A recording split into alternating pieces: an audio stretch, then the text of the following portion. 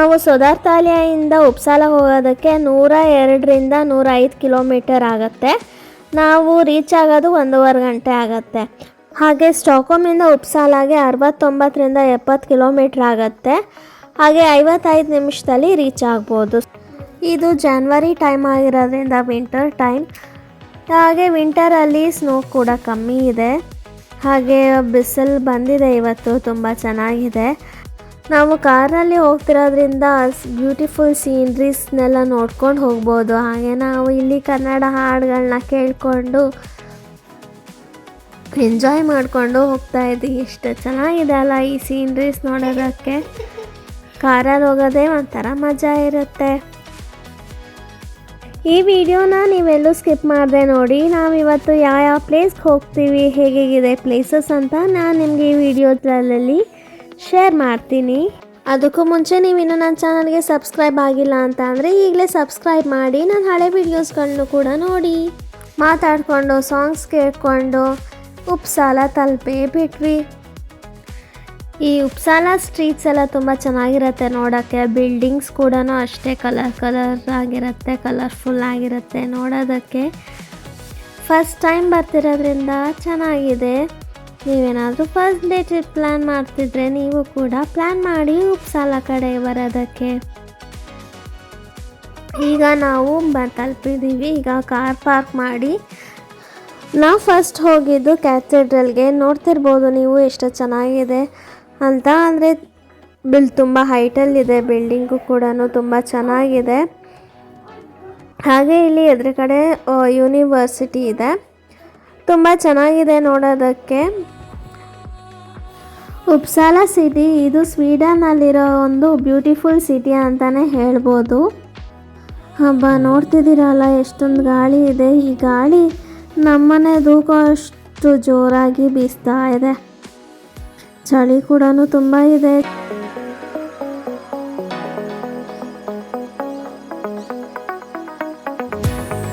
Next ಈಗ ಈ Cathedral ಮುಗಿಸ್ಕೊಂಡು ನಾವು ಕ್ಯಾಸಲ್ ಕಡೆ ಹೊರಟಿದ್ದೀವಿ. ಇಲ್ಲೊಂದು ಕ್ಯಾಸಲ್ ಇದೆ.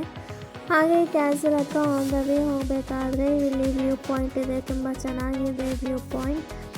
ಸುತ್ತ ಈ ಥರ ಕಾಣಿಸುತ್ತೆ. ಕ್ಯಾಸಲ್ ಸ್ವಲ್ಪ ಬೆಟ್ಟದ ಮೇಲೆ ಇರೋದ್ರಿಂದ ಈ ಥರ ವ್ಯೂ ತುಂಬ ಚೆನ್ನಾಗಿದೆ. ಇವಾಗ ನಾವಿಲ್ಲಿ ನೋಡ್ತಿರೋದು ಉಪ್ಸಾಲ ಕ್ಯಾಸಲ್.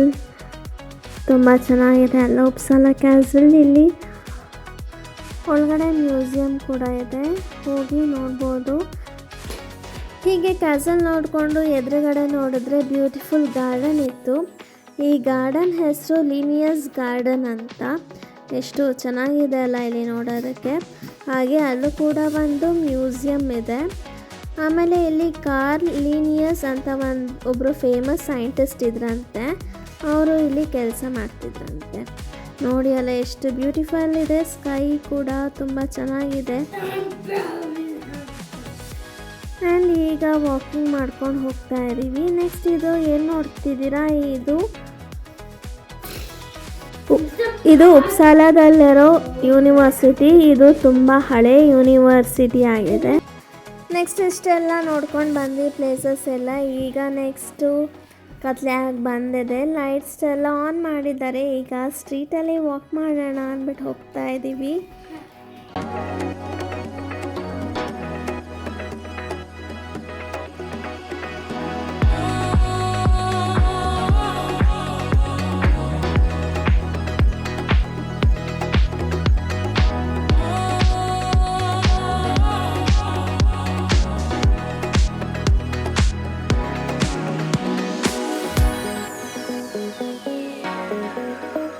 ಹೇಗಿತ್ತು ಸುನಿ ಉಪ್ಸಾಲ ಸಿಟಿ? ತುಂಬ ದಿನದಿಂದ ಹೋಗಬೇಕು ಅಂದ್ಕೊತಾ ಇದ್ವಿ.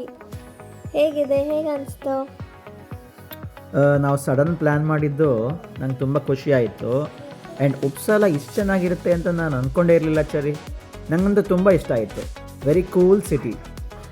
ಇಲ್ಲಿ ಫೋಟೋಸ್ ತೆಕ್ಕೊಂಡಿದ್ದು ಸುಮಾರು ಫೋಟೋಸ್ಗಳೇ ತೆಕ್ಕೊಂಡಿದ್ದಾಯಿತು. ಆಲ್ರೆಡಿ ಇನ್ಸ್ಟಾಗ್ರಾಮಲ್ಲಿ ಪೋಸ್ಟ್ ಮಾಡಿದ್ದು ಆಯಿತು. ಈ ಉಪ್ಸಾಲ ಸಿಟಿ ಒಂದು ಬ್ಯೂಟಿಫುಲ್ ಸಿಟಿ ಅಂತಲೇ ಹೇಳ್ಬೋದು.